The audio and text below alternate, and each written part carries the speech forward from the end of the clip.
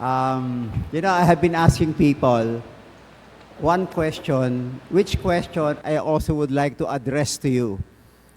The question is very simple. What do we have? Christmas party or Christmas celebration? Those of you who say Christmas party, please raise your hands. Wala. Pero nagkaroon kayo ng party. Who say celebration? Yung iba hindi na nagtaas, okay lang yan. Safe answer is not to raise your hand. You know that there is a huge difference between party and celebration. What do you have in the party? And what do you have in the celebration? You can have a party without a celebration. Likewise, you can have a celebration without a party. So what's the difference? What do you have usually in the party? Ano po ba usually meron tayo sa party? Tapos na ba party ninyo? Okay. I'm sure, not only here, but in other places, no? Ang party, kadalasan, merong raffle. Tama? May raffle. Merong exchange gift. Merong parlor games or presentation. Tama ba ako? At meron ding kainan. Kaya kadalasan, may mga taong umaati ng party, umuuwi, ang bigat ng loob. Alam mo bakit? Una, may raffle. Siyempre, sa raffle, may mga grand prize. Di ba? Okay. 100 people attending the party. Isa lang ang grand prize. Meron nga isang case. May raffle. Ang grand prize ay iPhone 17. No? Okay. So lahat naghahangad na makuha yung grand prize. May nakakuha ng grand prize. Sa sobrang tuwa, inatake sa puso. Ayan. Doon natapos. Merong isang company na nagkaroon sila ng raffle.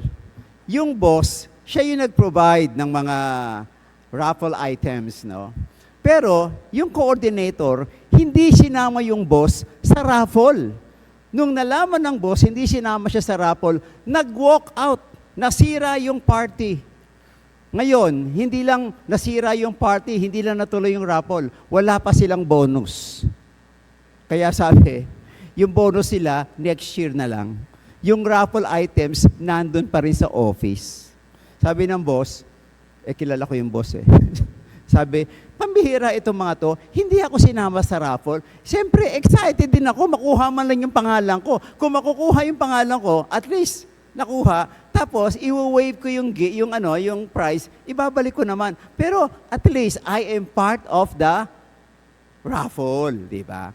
Second, exchange gift. Kuminsan sa exchange gift, ganun din. Minsan nagkakasamaan ng loob. Remember yung viral video ng isang mother? Kasi kadalasan ng exchange gift, may mga kota-kota pa kasi. 200, 300, 500. Ewan ko kung meron kayong kota, no? Pero ganito yung nangyari. Yung nanay, nagre-reklamo kasi sabi 200. Talaga naman siya. 200 ang binigay niyang pang-exchange gift. Tapos yung anak niya natanggap, bar soap, worth probably 50 pesos. May utang pa yung ka-exchange gift niya ng 150. At hindi mababayaran next year na lang sa next Christmas party. Oh. Yan yun. Pangalawang bigat na naloob mo yan. Tapos meron pa yung tinatawag tayong mga parlor games. No? Siyempre sa parlor games, for fun. Pero hindi, iilan lang naman makakakuha sa parlor games. Okay. Meron pa, kainan. May mga party, hindi pa tapos ang kainan, may nagsha-sharon na. No? Ganon. Diba? Alam niyo yung ibig sabihin ng sharon, ano? May nagbabalot na. Anyway, this is what we call a party. And many people, when they end up having a party, they don't seem to be happy. Mabigat ang loob. No? Kaya, I don't know what kind of party you have, but anyway, the celebration is different. Jesus or God came not for the party, but came for the celebration. And what kind of celebration? celebration of life. Celebration of life. And God wants to come to have a home with us. Kaya nga sabi, Emmanuel, God with us. God wants to have a home with us. Ano po ba sa Tagalog ang home? Bahay. Diba? Meron pa tayong dalawang translation sa bahay eh. Yung ginagamit nating tahanan at yung isa, tirahan. Pag ginamit mo yung salitang tirahan, sa isang pamilya na hindi magkasundo, literally, tirahan yan.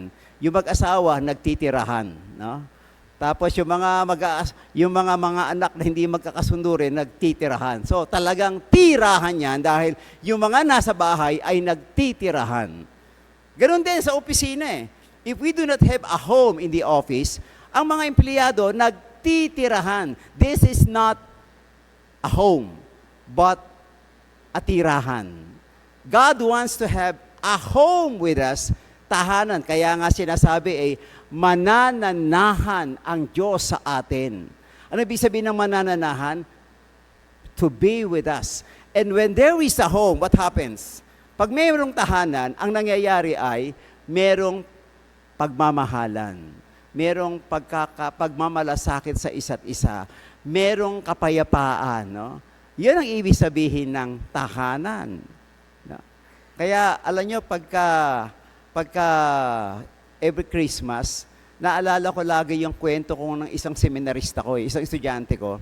Pag Christmas, pinapauwi namin ng mga seminaryan namin. No? Tapos may isang seminaryan doon, hindi pa umuwi. Sabi ko, ikaw na lang ang naiiwan dito. Sabi niya, Father, wala akong balak umuwi eh. Bakit?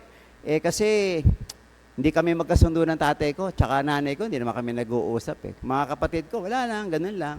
No? Tapos sabi ko sa kanya, the more you have reason to go home. Tapos sabi pa niya, pero Father, hindi pa rin ako makakauwi. Bakit? Hindi po ako binigyan ng pamasahe ng tatay ko. Yun, talaga hindi ka makakauwi. Kaya sabi ko, sige, bigyan kita ng pamasahe, umuwi ka, magbakasyon ka, mag-Christmas ka sa family.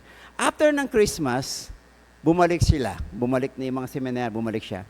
Lumapit sa akin at nagkwento, sabi niya, Father, ito yung pinakamasayang Pasko na nangyari sa pamilya namin. Sabi ko, bakit? Ano nangyari? Kasi yung bisperas ng Pasko, Father, naputulan kami ng ilaw. Bakit naging maganda yun? Kasi yung tatay namin, kumuha ng lampara. Tapos doon sa lampara, sa province eh. Sa lampara, yung nandun kami sa bahay, madilim, nandun kami lahat, nakaikot kami sa lampara. Tapos sabi ko sa kanila, bago tayo magsimula, yung nanay niya nagluto ng pansit, yun lang ang kaya nila para sa Noche Buena. Tapos sabi niya, mag-rosary muna tayo. Tapos yung patapos ng rosary, naglakas loob siyang tanungin yung tatay niya. Sabi niya, Tay, ang tagal tayo hindi nagkita, kamusta na kayo? Tapos yung tatay niya, first time, kinamusta ng anak niya, maiyak-iyak. Sabi niya, okay naman anak, ikaw, kamusta ka naman sa seminaryo? Tapos yung nanay niya, kinamusta na, kamusta na kayo? Tapos yung mga kapatid, kinamusta niya lahat, nagkamustahan sila. Tapos sabi niya, alam mo Father, yung gabing yun, hanggang kinabukasan, sobrang saya kami. Wala kaming ginawa kundi magkwentuhan at magtawanan. Anong tawag dito? Celebration. This is what it means to celebrate. To celebrate life. No? Kaya yung narinig nating gospel about the Blessed Mother has something to do with celebration. God entered into the life of the Blessed Mother, and the Blessed Mother welcomed God into her home, into her heart. No? And that's why the Magnificat, alam niyo po ba yung Magnificat ni Mama Mary, is a song of thanksgiving. When you let God to enter into your life, and God will change your life, the only way you can respond is to thank the Lord. Kaya nga yung last song natin thank you, Lord. That is what it means to sing the Magnificat. Bawat sa atin dito, dapat meron tayong Magnificat, a song of praise and a song of thanksgiving. Why? Because in the Magnificat, what do we have in the Magnificat? Ano sabi ni Mama Mary sa Magnificat? My soul proclaims the greatness of God. Ano yung sabihin nun? Dahil sa ginawa ng Panginoon sa akin, ako ay nagpupuri at nagpapasalamat. Ganun din. What reasons do you have to thank God, especially during this Christmas? Yun po ibig sabihin ng Christmas. Kaya nga po, kung ang party ay one time, big time, ang Christmas ay all the time. That's the difference. Christmas party is one time, big time. But Christmas celebration is all the time. Bakit? Because when you have God in your life and you have a home with Him, and then let love, let understanding, let peace to reign at home, then every day is a celebration. Di ba po? Every day is a celebration. Kaya wag natin sasabihin na, ay tapos na Pasko. Alam niyo, ang Pasko, hindi yan one day lang yan. It is not a one-day celebration. Sinasabi natin, one time, big time. Hindi. Christmas is supposed to be every day. Kaya nga pag tayo, may maganda yung magandang takbo ng ating pamilya dahil nagmamahalan tayo sa isa't isa. Kung ang ating opisina ay nangingibabaw ang pagmamahal at pag-uunawa at pagmamalasakit dito, every day is a celebration. Siyempre, when you are attending a celebration, there is always the excitement. Di ba po? Pag may celebration, meron tayong excitement Kaya if you have a celebration, for example, here in the office, paggising mo pa lang sa umaga, meron kang excitement. Why? Because I go for a celebration. Bakit? Sino ba yung mga ka-celebrate po? Yung mga kasama mo sa department. Masaya kayo sa department, o di ba? Lalo kayong gaganahan magtrabaho. Pero kung kayo nagtitirahan kayo sa department, nakakapagod yan. Diba? Hindi ka pa pumapasok, gigising ka pa lang, pagod ka na.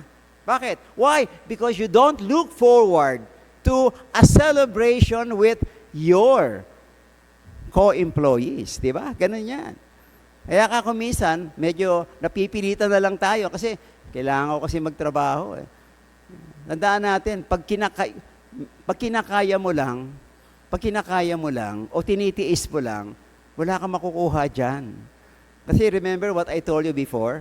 Yung quoting a philosopher by the name of Friedrich Nietzsche, sabi niya, binanggit ko to sa inyo sometime Sabi, a person who has a why to live for can bear almost anyhow. A person who has a why to live for can bear almost anyhow. Ang isang tao daw na may nakikitang dahilan, lahat nakakayanan. How much more kung ang Panginoon din ang dahilan pa, more than what you expect. Kaya nga, there is so much we can look forward to. Pag dumating ang Christmas on the 25th, remember, brothers and sisters, this is not just a one-day affair. It's just the beginning of a new life that God offers us. Just like the Blessed Mother. Si Blessed Mother, nagse-celebrate siya. Tingnan nyo celebrating alone.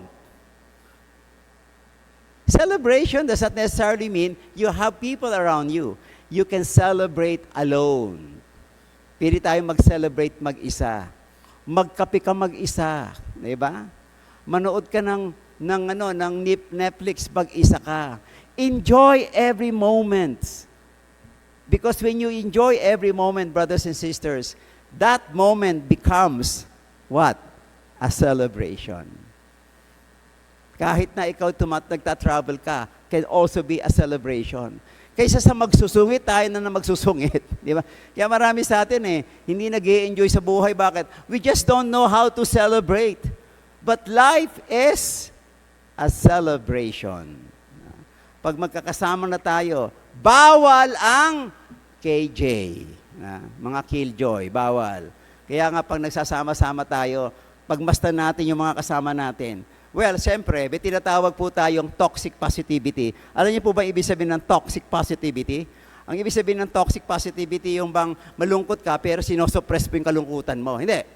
Pag malungkot ka, sabihin mo na sa mga kasama ko, medyo nalulungkot ako. Para yung mga kaibigan mo sasabihin nila, we understand. And we are here for you. Let us celebrate. Okay po ba? So that's my only message to you, no? for this season, let us celebrate and enjoy every moment as if that moment were the last. Because if you consider every moment as if that moment were the last, you will never take that moment for granted. You will make the best of it. And making the best of it means celebration. So, at this moment, as I end my short reflection, don't wish, by the way, ha? Huwag kayong mag-wish. Kasi meron tayong kantang, we wish you a Merry Christmas. Huwag na tayo mag-wish because God never wishes for us. He made a promise and that promise was fulfilled. Yan ang ibig sabihin nun. Kaya nga, huwag na kayong mag-wish. I wish, yung mga nagnonobena ng 9 days, anong purpose mo? Bakit ka nagnonobena? Kasi may wish ako. Hello? God made everything possible. So never make a wish. Instead, just say, Lord, you have a promise, and I believe that this promise will happen in due time. That is what we mean by looking forward to another celebration. So with this, I want to greet all of you a meaningful, joyful Christmas celebration with your loved ones. Thank you and good day.